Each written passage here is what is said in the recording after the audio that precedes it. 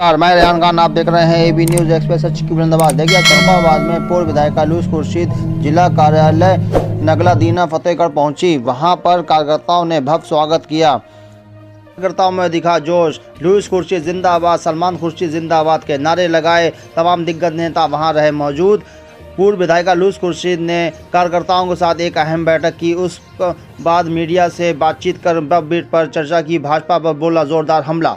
के बाद जिला अध्यक्ष शकुंतला देवी, शहर अध्यक्ष अंकुर मिश्रा, पूर्व जिला अध्यक्ष मितंजय शर्मा, अर्चना राठौर, खुशहाल मियाँ, अजीब बसीन जमा खां, शिवाशीष, वरुण त्रिपाठी, खालिद उस्मानी, शुक्ला, अंबार अली, उजैर खां आदि लोग रहे मौजूद।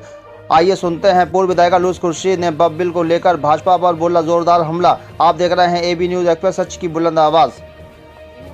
जो किया गलत है, उनका मकसद गलत है, उनका इरादा गलत है, इस वजह से हम लोग विरोध कर रहे हैं।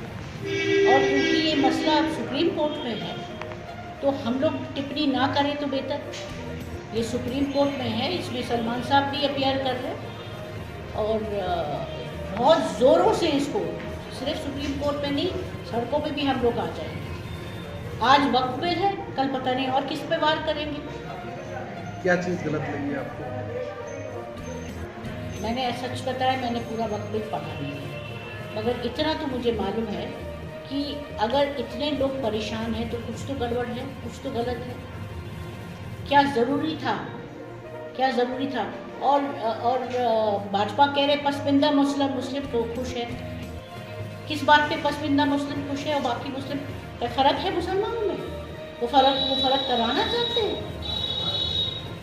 वो विवाद कराना चाहते हैं मुसलमानों के बीच में। तो क्या आप चाहते कि इसमें रिव्यू हो जाए? नहीं जो था पहले, देखिए ऐसा है, संविधान में प्रोटेक्शन है, माइनॉरिटी का प्रोटेक्शन है। पहले इन लोगों ने वार कर दिया यूनिवर्सिटीज़ पे, कोशिश ये किया था AMU का माइनॉरिटी का कैरेक्टर छीन ले, वहाँ पे तो हम लोग जीत गए। उसमें सलमान साहब भी अपीयर किया है और AMU का माइनॉरिटी बरकरार है, वहाँ पे भी उन्होंने कोशिश किया था। अब वक्फ बिल ला रहे और वक्फ बिल के अंदर ये कह रहे पसमानदा मुसलमान खुश है तो बाकी का मुसलमान नाराज है। ये क्या बात है? इसका मतलब आप दरार पैदा करना चाहते हैं? तो इसमें क्या संशोधन होना चाहिए? होना चाहिए तो, अरे अगर नहीं होना चाहिए तो फिर हम लोग विवाद क्यों कर रहे हैं? हम लोग क्यों सड़क पे जा रहे हैं? हम लोग सुप्रीम कोर्ट क्यों जा रहे हैं? अगर इन्होंने जो किया है, जो वक्फ बिल निकाला है, अगर ये सही है तो फिर क्यों लोग प्रोटेस्ट कर रहे हैं? हम हाथ थोड़ी कर रहे हैं। मैडम, आपकी सरकार में भी 3 बार संशोधन हुआ। संशोधन हुआ मगर किसी ने प्रोटेस्ट किया? अगर संशोधन किया तो बेहतर के लिए किया, अगर बेहतर के लिए नहीं किया तो लोग सड़क पे आते। किसी ने प्रोटेस्ट किया? आप मुझे बताइए। जब हम लोगों ने संशोधन किया तो किसी मुसलमानों ने कहा कि ये गलत है? नहीं कहा ना। पहले मुसलमानों को लाभ कम था, अब लाभ मिलेगा। क्या लाभ मिलेगा वो बता तो दे। देखिए, ये जुमलाबाजी नहीं चलेगा, उनको बता देना कि क्या लाभ मिलेंगे। भाजपा प्रत्याशी बहुत जानते हैं ना वक्फ बिल के बारे में, उससे पूछो कि क्या लाभ मिलेंगे। उन्होंने कहा मदरसे, बच्चों की पढ़ाई और हॉस्पिटल मुस्लिम समाज को बहुत आगे बढ़ा मिलेगा। और योगी सरकार ने क्या किया मदरसों के साथ? लड़ना पड़ा उसके लिए। कितने मदरसों के खिलाफ उन्होंने वो किया था? उन्हीं की सरकार ने किया था। जो वजीफा मिलते थे माइनॉरिटी बच्चों को मिल रहे भी, तो कहाँ ये मुसलमानों के हित में ये कर रहे हैं?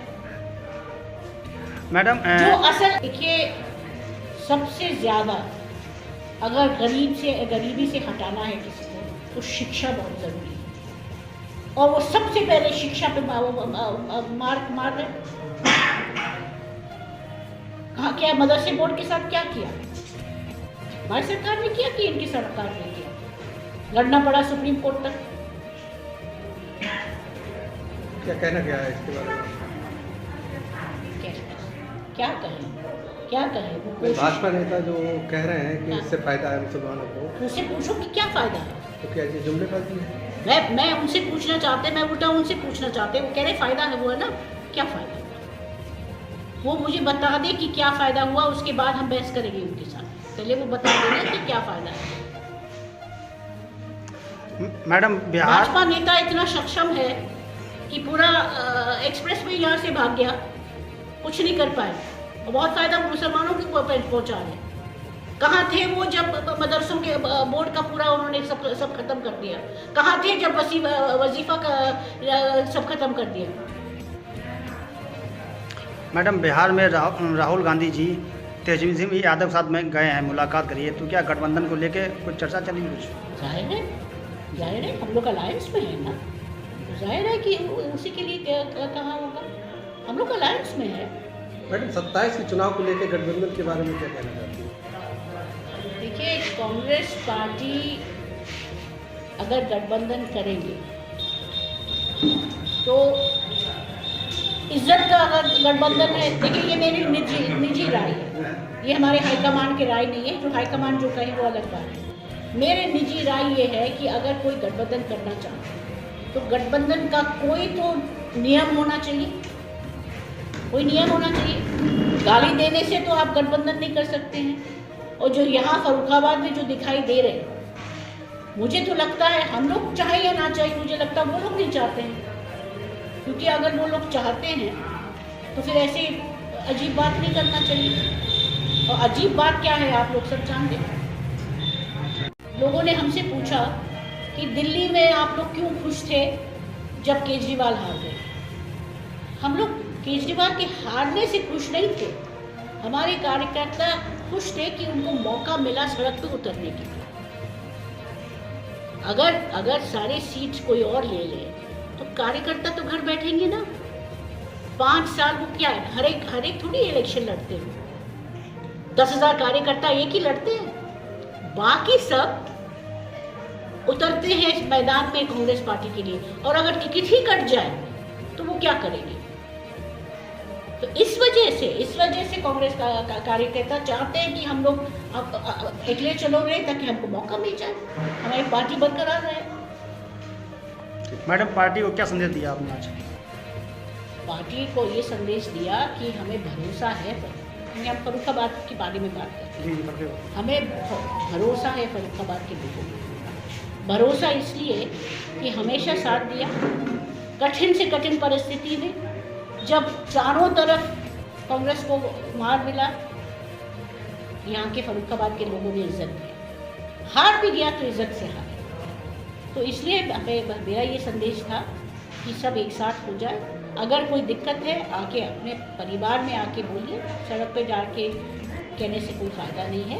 और दूसरा ये है, एक राय मैंने, हमारे दोनों अध्यक्ष यहाँ बैठे हैं, हमारी एक राय है कि ये जो दफ्तर है हमारे मंदिर मस्जिद ही है, हमने कहा इसको यहाँ पे चहल पहल होना चाहिए। यहाँ पे हमेशा यहाँ पे एक आदमी होना चाहिए, कोई भी आ जाए, दूर से आ जाए, जिसका कोई समस्या है तो एक जगह होना चाहिए जहाँ वो लिख सकते कि ये मेरा समस्या है, आप प्लीज़ आके मदद करिए। हमने कांग्रेस को कहा कि आप एक रोस्टर बनाइए कि 10 बजे से 6-7 बजे तक कोई ना कोई यहाँ मिलना चाहिए, ताकि अगर कोई दूर से आ जाए कम से कम कोई है यहाँ पे जो कुछ ठंडा पिलाए या कुछ चाय पिलाए और उनका दुख या और सुख समझ ले। ये बहुत ज़रूरी है। ये नहीं होना चाहिए, एक जीवित जिंदा दफ्तर होना चाहिए। एक आखिरी सवाल ये है कि एनआरसी में आप लोगों ने काफ़ी मदद करी लोगों की, जो वक्फ बोर्ड में लोगों पे कार्रवाई हुई उनके लिए क्या संदेश है?